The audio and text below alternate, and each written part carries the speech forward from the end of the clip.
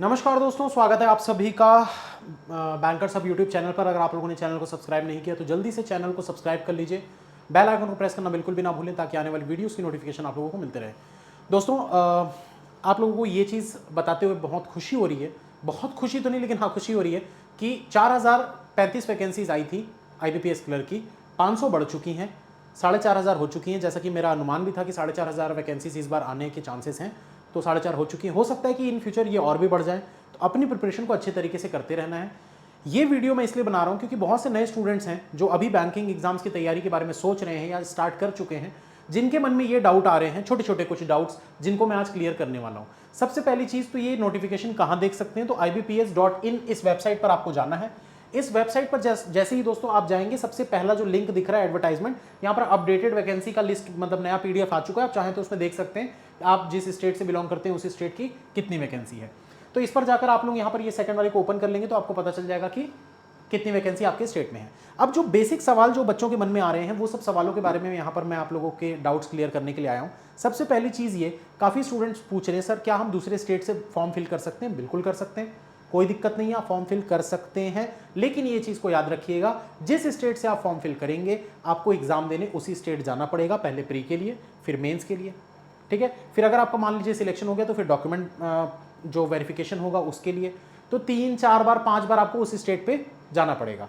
दूसरी चीज़ दोस्तों ये होता है कि अगर आपको LTP तो देना ही पड़ेगा, लैंग्वेज प्रोफिशिएंसी टेस्ट। इसका मतलब क्या होता है कि जब आप किसी और स्टेट से फिल करते हैं, जैसे एग्जांपल के तौर पर मैं रहता छत्तीसगढ़ में हूं बट मैं अगर फॉर्म फिल करता हूं तमिलनाडु में, तो मुझे तमिल बोलनी आनी चाहिए भाई, ऑब्वियस सी बात है। वहां जाऊंगा मैं, क्लरिकल स्टाफ का काम क्या होता है? क्लरिकल स्टाफ का काम होता है पब्लिक डीलिंग, मतलब दिन भर वहां पर लोग आएंगे पैसे जमा कराने, नेफ्ट कराने, चेक डिपॉजिट करेंगे, बहुत सारी चीज़ें वो करेंगे।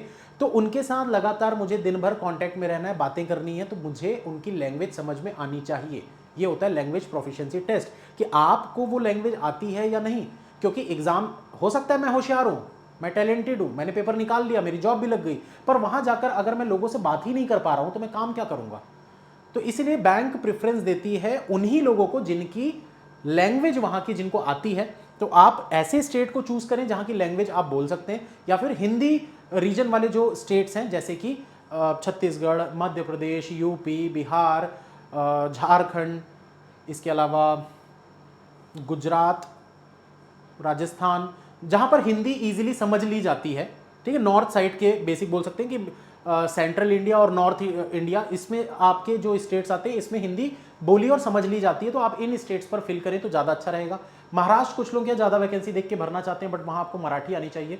क्योंकि दोस्तों ये बात मैं मानता हूँ, आप मानते हैं या सोचते होंगे कि भाई मुंबई में तो लोग हिंदी बोल लेते हैं, लेकिन आप सिर्फ मुंबई क्यों देख रहे हो? महाराष्ट्र बहुत बड़ा है दोस्तों, उसमें कुछ ऐसे भी छोटे छोटे गांव होते हैं जहां पर आपकी पोस्टिंग अगर लग जाए तो आपको बात करना पड़ेगा, जहां पर ऐसे भी लोग रहते हैं। ऐसे किसी मान लो बहुत किसी अंदर गांव में आपकी पोस्टिंग कर दी गई, ठीक है, मुंबई से मान के चलो 600 किलोमीटर दूर कोई गांव है, उस गांव में आपकी पोस्टिंग हो गई, तब क्या करेंगे? तो इसलिए आपकी लैंग्वेज जो है वो आपकी प्रोफिशिएंट होनी चाहिए, मतलब अच्छी होनी चाहिए, आपको आना चाहिए बातचीत करना। तो इसलिए ये टेस्ट होता है। तो पहला तो सवाल इस चीज़ का आप लोगों का डाउट क्लियर हो गया होगा कि क्या हम दूसरे स्टेट से फॉर्म फिल कर सकते हैं, ठीक है, ये कर सकते हैं, लेकिन क्या चीज़ें हैं उसको सोच के। अच्छा, अब दूसरा एक सवाल और बच्चे कर रहे थे कि सर हमारी एज जो है वो सिर्फ 5 दिन कम है या 15 दिन कम है या 20 दिन कम है, तो क्या हम फॉर्म फिल कर सकते हैं? नहीं दोस्तों, आप एलिजिबल नहीं हो। आप फॉर्म फिल कर भी दोगे अगर, ठीक है, अगर आप कर भी दोगे तो इससे दिक्कत क्या होगी कि आप एलिजिबल नहीं हो, तो अगर आपका सिलेक्शन हो भी जाएगा तो वो रद्द कर दिया जाएगा, बोलते हैं नल एंड वॉइड, रद्द कर दिया जाएगा, आपको जॉब नहीं मिलेगी, ठीक है, क्योंकि आप एलिजिबल नहीं थे, एलिजिबिलिटी क्राइटेरिया को आप फुलफिल नहीं कर रहे थे, तो आप रिजेक्ट हो जाओगे, ठीक। दूसरी चीज, ऐसा करने से या करने पे अगर आप पकड़ा गए, मान लो डॉक्यूमेंट वेरिफिकेशन में गए और ये चीज सामने आ गई कि आपने ये फर्जीवाड़ा किया है कि 7 दिन मतलब आप एज में छोटे थे फिर भी आपने भर दिया फॉर्म, या आपकी एज 28 प्लस हो गई है, 7-8 दिन हो गई है और फिर भी आपने इसको फर्जीवाड़ा करके भर दिया है, तो ऐसे में आपको 3 साल के लिए डिबार्ड कर दिया जा सकता है, ठीक है। डिबार्ड मतलब आपको एग्जाम नहीं देने दिया जाएगा 3 साल तक, ठीक है। तो ये चीज़ होती है। आप किस केस में कर सकते हो दोस्तों? आप फॉर्म फिल कर दो, बट आप ये सोच के करो कि मुझे सिर्फ पेपर देखने जाना है, मुझे सिलेक्शन नहीं चाहिए। पता चला सिलेक्शन लेके डॉक्यूमेंट वेरिफिकेशन में भी पहुंच गया, मेरी तो जॉब लग गई, तो जॉब नहीं लगी आपको 3 साल के लिए और डिवाइड कर दिया जाएगा।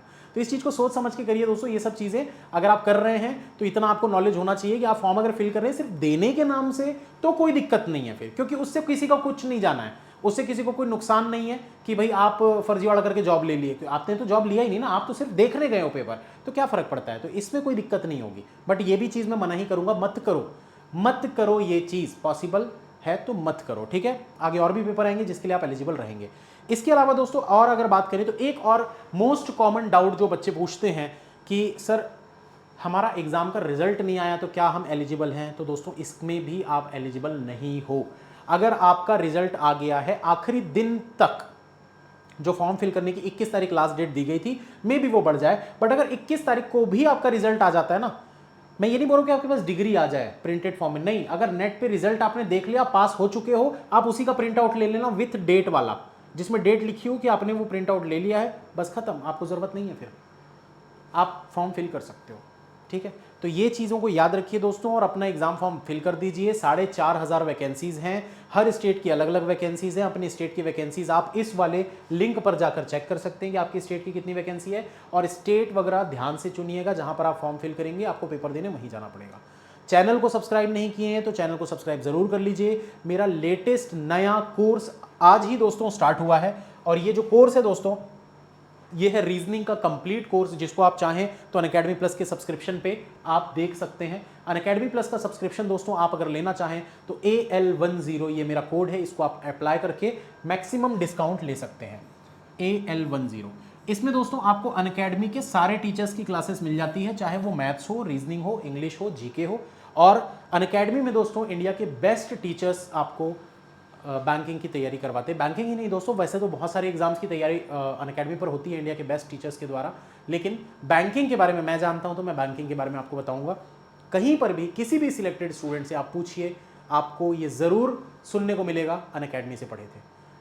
तो ऑल द बेस्ट। अगर आप पढ़ना चाहें सब्सक्रिप्शन ले सकते हैं, इससे आपको मैक्सिमम डिस्काउंट मिल जाएगा।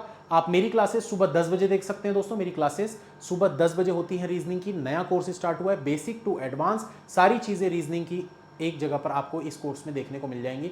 और सिर्फ यही कोर्स नहीं, आने वाले जितने भी मेरे कोर्सेज रहेंगे, 1 साल के लिए, 2 साल के लिए, जितना भी ड्यूरेशन आप लेते हो अपने सब्सक्रिप्शन पे, तो उतने समय तक मेरे जितने कोर्सेस आएंगे, हर एग्जाम के अलग अलग कोर्सेज आते हैं, आप सारे कोर्सेज देख सकते हैं। All the best, you can and you will अगर आप चाहें तो। और चैनल को सब्सक्राइब जरूर कर लीजिएगा दोस्तों, क्योंकि यहाँ पर मेरे वीडियोस आते रहते हैं जिनको आप देख के अपनी बैंकिंग की तैयारी बहुत अच्छे से कर सकते हैं। ऑल द बेस्ट, मिलते हैं फिर नेक्स्ट क्लास में।